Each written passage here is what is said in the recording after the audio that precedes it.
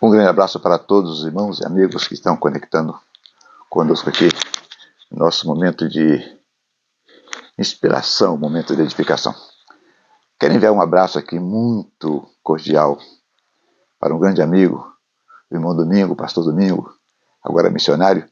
Foi ele quem trouxe à memória esta experiência que vou contar agora, que tive na DIG, naqueles dias que estavam sendo construído a oficina pastoral do pastor Gesiel Gomes. Muito obrigado, irmão Domingo.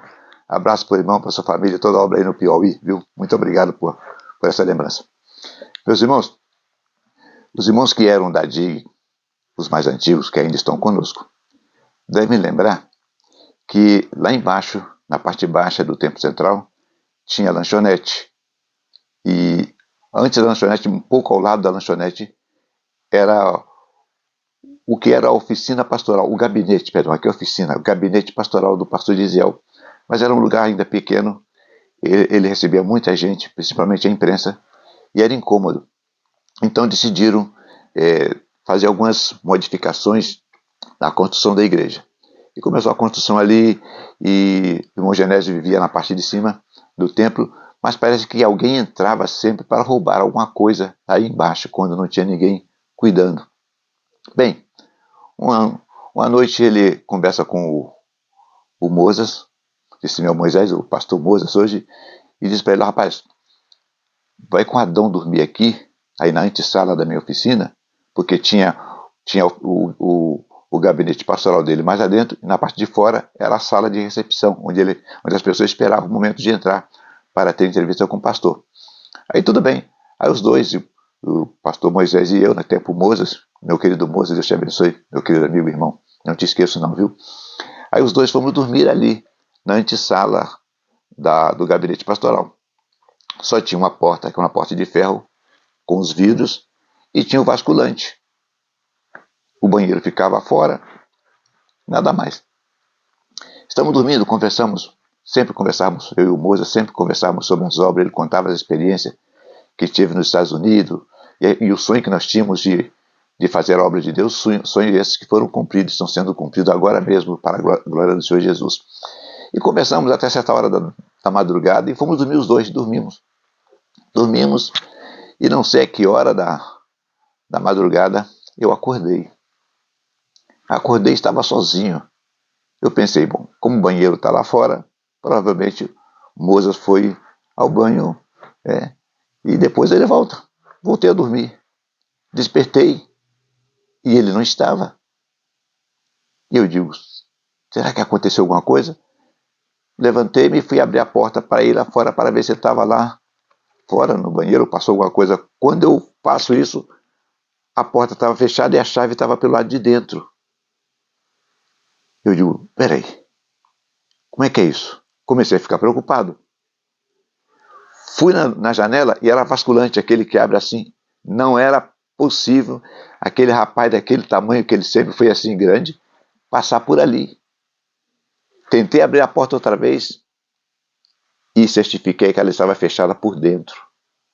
Meus irmãos, meses passados, um servo de Deus trouxe uma pregação sobre o arrebatamento da igreja, sobre o rapto da igreja, o arrebatamento, que foi tão verídico, eu vou contar aqui em outra oportunidade, que nós ficamos tremendo depois da pregação.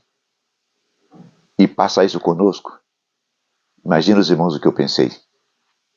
Irmãos, comecei a entrar em desespero. Eu digo, Senhor, tu veio e me deixou para trás. E, irmãos, me entrou uma angústia tão grande.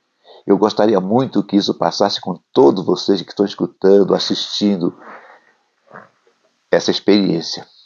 Porque às vezes a gente brinca, a gente esquece que Jesus vai voltar. Não é verdade? Pensam besteira, toma decisões que não devemos tomar, sem ter ideia de que vamos prestar conta para o Senhor, diante do Senhor, sim ou sim. Comecei a ficar triste, outra vez tentei abrir a porta e nada. Sentei-me aí no piso, no carpete, fiquei triste. Senhor, por que tu me deixou para trás, Senhor? Foi quando eu olhei em direção ao gabinete do pastor Gesiel. Percebi que a porta estava um pouco aberta, mas ninguém tinha a chave daquele gabinete, a não ser o pastor Gesiel. Mas ainda temeroso, Me assustado, eu fui à porta, empurrei a porta e estava o moço dormindo de roncar aí dentro. Ele tinha uma cópia da chave e eu não sabia. Irmãos, eu não ia contar, mas vou contar aqui. Tem alguns minutos ainda, esse vídeo vai ficar um pouco longo. Pastor Pedro Quezada, antes de acontecer esse fato, pregou no domingo na nossa igreja sobre a última trombeta. A nossa igreja na época tinha galeria, não era esse tempo que é hoje, tinha galeria lá em cima e eu estava embaixo. A igreja estava cheia.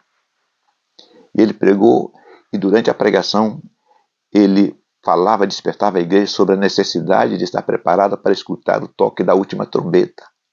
Ele enfatizava sempre a trombeta, e ao final da mensagem colocou toda a igreja de pé e feche os olhos e vamos orar ao Senhor, reconcilie-se. E eu fui um que fechei os olhos, levantei a mão, estava, Senhor, perdoa os pecados, e ele, a trombeta vai soar, a trombeta vai tocar. Irmãos, quando de repente escutamos, tá, tá, tá, tá, tocou a trombeta, irmãos.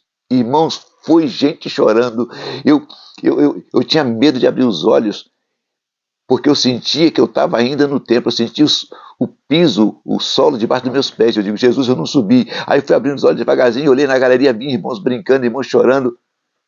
Ele tinha combinado com o irmão Sérgio Leôncio, de saudosa memória, grande músico, fotógrafo, meu amigo, meu irmão em Cristo.